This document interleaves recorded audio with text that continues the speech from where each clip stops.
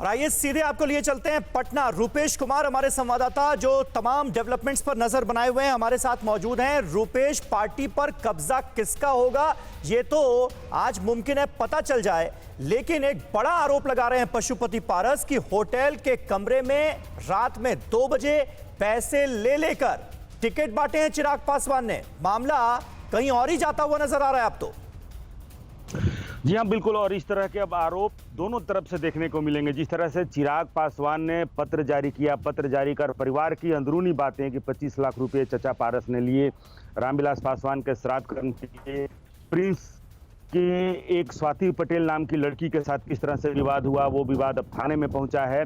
उसी तरह से अब पशुपति पारस भी कह रहे हैं कि एक पटना के होटल में 2 बजे रात में किस तरह से टिकट वितरण हुआ। लेकिन जिस संविधान का हवाला दे रहे हैं कि पार्टी के संविधान में लिखा हुआ है एक व्यक्ति एक पद, उसी संविधान की धज्जियां कहीं ना कहीं पशुपति पारस भी उड़ा रहे हैं और आगे उड़ाने वाले हैं। सांसद भी हैं, संसदीय दल के नेता भी हैं, दलित जो सेना है उसके राष्ट्रीय अध्यक्ष भी हैं, आज राष्ट्रीय अध्यक्ष भी बन जाएंगे और बहुत संभव है कि आने वाले दिनों में वो केंद्रीय मंत्री भी बन जाए। यानी कि जिस एक व्यक्ति 3 पद चिराग पासवान के लिए कह रहे हैं, अब पशुपति पारस 1 व्यक्ति और 4 पद कहीं ना कहीं सुशोभित करेंगे। लेकिन पार्टी पर कब्जा, भले ही आज राष्ट्रीय अध्यक्ष पशुपति पारस आज बने, लेकिन पार्टी कार्यालय पर जो पिछले 3 दिनों से जद्दोजहद और लड़ाई चल रही थी, कभी इनके पोस्टर लग रहे थे, कभी पारस गुट, कभी चिराग गुट, लेकिन कल जो चारों तरफ अंदर से लेकर बाहर सड़क तक और एयरपोर्ट तक जो पोस्टर बड़े बड़े होर्डिंग लगाए गए वो पारस गुट का था, जिसमें उनके समर्थक सांसद थे, चिराग नदारद थे। अलबत्ता इतना जरूर है कि रामविलास पासवान का पोस्टर उस पर लगा हुआ था, लेकिन उस पोस्टर से चिराग पासवान पूरी तरह से नदारद हैं और चिराग पासवान के जो समर्थक वहां पर पहुंचे थे उन्हें पुलिस के सहयोग से उठाकर बाहर फेंक दिया गया। और उसके बाद से कहीं ना कहीं चिराग पासवान के समर्थकों ने यह आरोप लगाया। मिलाकर रूपेश, अगर एक लाइन में कहा जाए तो पशुपति पारस का एलजेपी पर कब्जा अब लगभग तय माना जाए।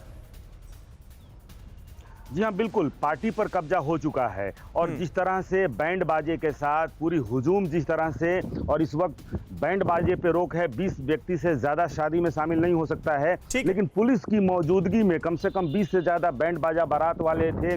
स्वागतार्थ कम से कम 200 से ज्यादा लोग उपस्थित हुए थे और पार्टी कार्यालय पर जो चिराग पासवान के समर्थक पहुंचे थे, पुलिस ने उन्हें उठा करके और बाहर फेंक दिया। और आज हालांकि इस स्थिति से बचने के लिए राष्ट्रीय कार्यकारिणी की जो बैठक बुलाई गई है वो प्रदेश कार्यालय में नहीं बल्कि सूरजभान सिंह के आवास पे बुलाई गई है। और बहुत दिलचस्प ये होगा कि जैसे चिराग पासवान ने दावा किया कि 78 सदस्यीय जो राष्ट्रीय कार्यकारिणी है उसमें से 49 उनके साथ हैं, आज देखना होगा कि उसी राष्ट्रीय कार्यकारिणी की जो बैठक पारस गुट ने बुलाई है, जिम्मेदारी सूरजभान को दी गई है, तो उस कार्यकारिणी के कितने सदस्य पारस गुट के साथ होते हैं?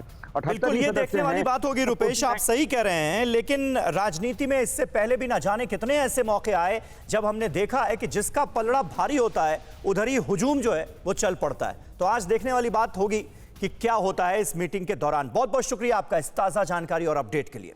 फिक्र आपकी, सोमवार से शुक्रवार रात 9 बजे सिर्फ TV9 भारतवर्ष पर।